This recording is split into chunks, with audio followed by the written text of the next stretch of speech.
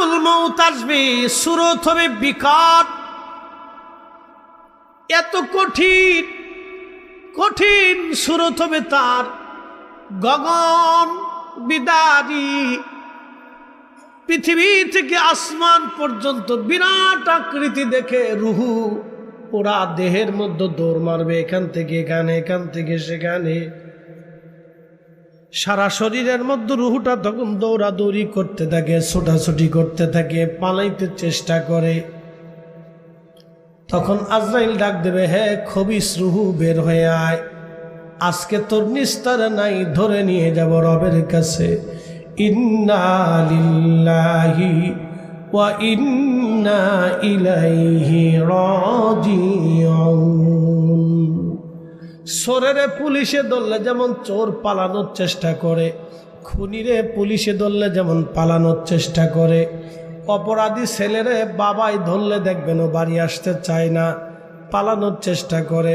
বলে তোরে ধইরা তোর বাপের কাছে নিয়ে যাব, মা ধরে নিয়ে আসে, মার কাছে ছোটাছুটি কান্নাকাটি করে, বাবার কাছে গেলে বাবা মারবে, ছোটাছুটি করে কান্নাকাটি করে।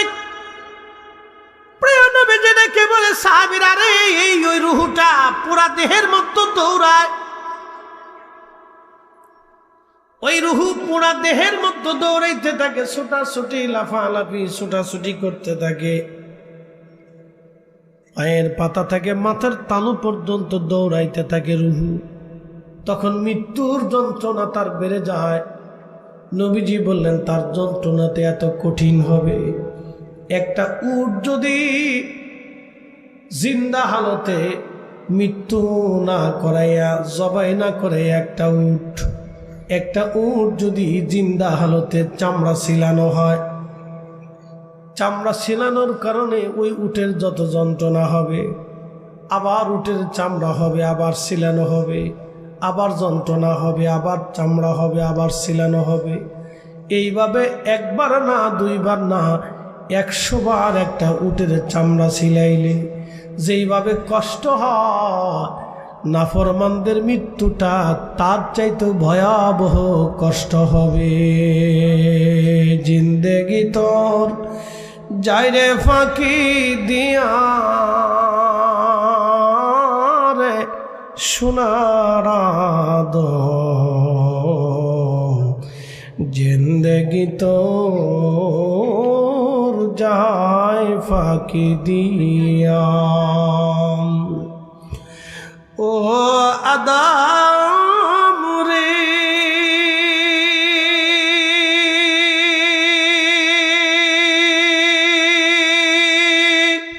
পাক ধরিয়া গেছে দাড়ি, দন্ত বাসে গোটা চারি, সমন জারি গিয়াছে করিয়ারে সোনার আদম, জিন্দেগি তোর যায় ফাঁকি দিয়া। কুল ইন্নাল মাউতাল্লাযী তাফিরুনা মিনহু ফাইন্নাহু মুলাকীকুম।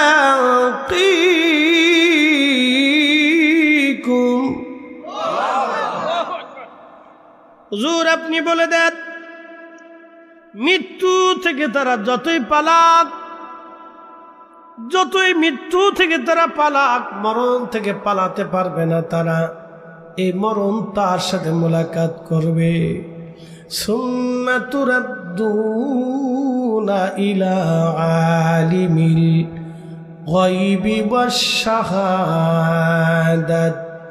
এমন একজন মালিকের কাছে সে ফিরে চলে যাবে, যে মালিক তার গোপনে গোপনে সব জানে।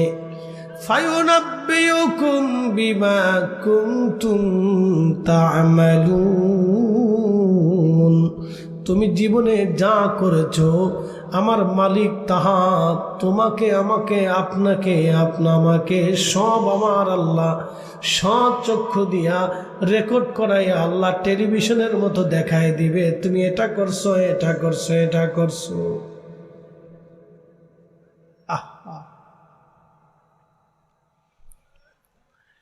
এ হবিগঞ্জবাসী, পালানোর কোনো রাস্তা নাই। তুমি কি করেছ আমার রব সেই দিন সব দেখাবে। আমার মালিক সেই দিন সব দেখাবে। এই জন্য সাহাবী রাসূল যারা ছিলেন তারা আল্লাহকে ভয় করতেন। এই জন্য কোরআনে আল্লাহ এইভাবে ওয়াজ করতেছে, ইয়া আইয়ুহাল্লাযীনা আমানু লা তুলহিকুম আমওয়ালুকুম ওয়ালা আওলাদুকুম আন যিকরিল্লাহ।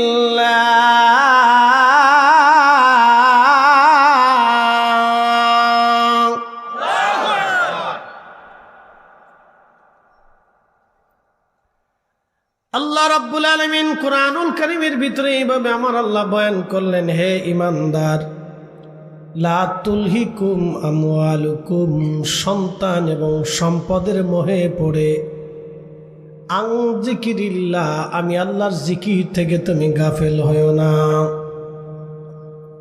সম্পদ এবং সন্তান এবং সম্পদের প্রেমে পড়ে আমার জিকির থেকে তুমি গাফেল হয়ো না, আমার আইনকে অমান্য করো না। বিশ্ববিখ্যাত খলিফাতুল মুসলিমিন হযরত ওমর ইবনে আব্দুল আজিজ, ইমাম সুয়ুতি মাসালিকুল হুনাফা বিওয়ালিদাইল মুস্তাফা, এই রিসালার মধ্যে তিনি একটা ঘটনা লিখতেছেন। উনি এত বড় আশিকে রাসূল, উনার মুসলিম খেলাফতের একজন গভর্নর খ্রিস্টানদের একটা লোককে মুসলমানের গোয়েন্দা ডিভিশনের এক গুরুত্বপূর্ণ দায়িত্বে দিয়ে রাখছে। খলিফা তাকে ডাক দিয়ে বলেন, গভর্নর, আপনি কি একটা কাজ করলেন, মুসলমানদের গুরুত্বপূর্ণ একটা পদে একজন খ্রিস্টানকে এইভাবে দায়িত্ব দিলেন, সে তো সাম্রাজ্যের গোপন কথাগুলি প্রচার করে দেবে। ওই গভর্নর ডাক দিয়ে বলেন, খলিফা, তাতে কি হয়েছে? সে খ্রিস্টান, তাতে অসুবিধা কি? খলিফা বললেন, না, এটা তো গুরুত্বপূর্ণ একটা পদ। তখন ওই গভর্নর বলতেছে, খলিফাতুল মুসলিমিন, আপনি কি জানেন না আমার রসুলের আব্বা আম্মাও তো কাফের ছিল? জোরে বলে নাউজুবিল্লাহ। গভর্নর ওমর ইবনে আব্দুল আজিজ রে বলতেছে, আপনি কি জানেন না আমাদের রসুলের আব্বা আম্মা কাফের ছিল?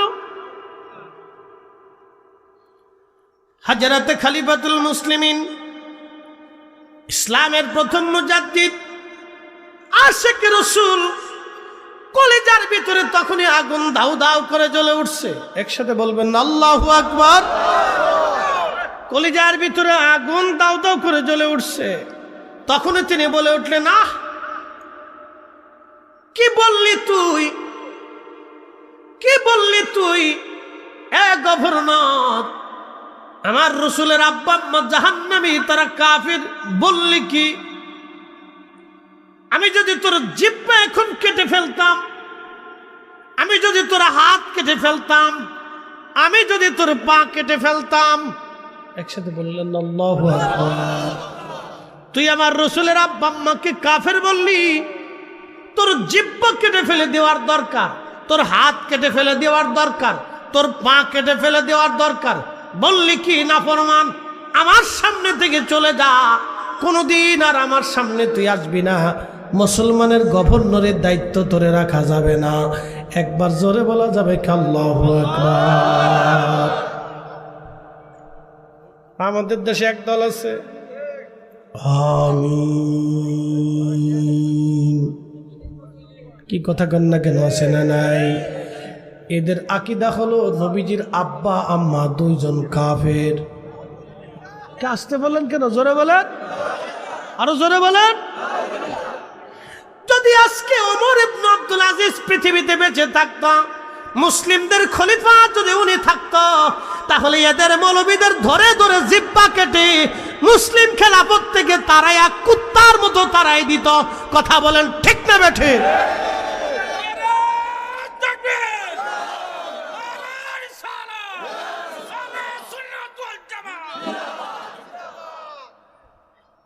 সাচ্ছে মুসলমান ওরা নামে মুসলমান, ইমানদারের ইমান নিয়ে করছে যারা খেলা, ওরাই তো আসলে এজিদেরই চেলা। দাড়ি টুপি পাগড়ি আছে দেখতে মৌলানা, ভিতরে নাই নবী প্রেম ইয়াজিদে ভরা।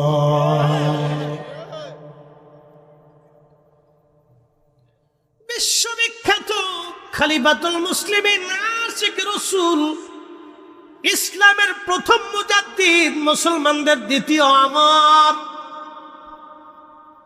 ওমর ইবনে আব্দুল আজিজ রাদিয়াল্লাহু তাআলা আনহু, তিনি গভর্নরকে দূর দূর করে তাড়াই দেয়া বললেন, দূর হ বেটা, আমার রসুলের আব্বা আম্মাকে তুই কাফের মনে করিস, মুসলমানের গুরুত্বপূর্ণ পদে তোরে আর রাখা যাবে না। আহা, তিনি এত বড় আমানতদার বাদশা ছিলেন। ওনার স্ত্রীর নাম হলো ফাতেমা। একটা ছোট্ট সন্তান দুনিয়াতে আসছে, সন্তানটাকে কোলে করে নিয়ে ফাতেমাকে নিয়ে উনি হেঁটে হেঁটে বাইতুল মাল দেখার জন্য গেলেন। দেখেন তারা আল্লাহকে কেমনে ভয় করতেন, তারাও আল্লাহরে ভয় করছে, আমরাও আল্লাহকে ভয় করতে হবে। আল্লাহ বলে দিলেন, ইয়া আইয়ুহাল্লাযীনা আমানুত্তাকুল্লাহা হাক্কা তুকাতিহি ওয়া লা তামুতুন্না ইল্লা ওয়া আনতুম মুসলিমুন।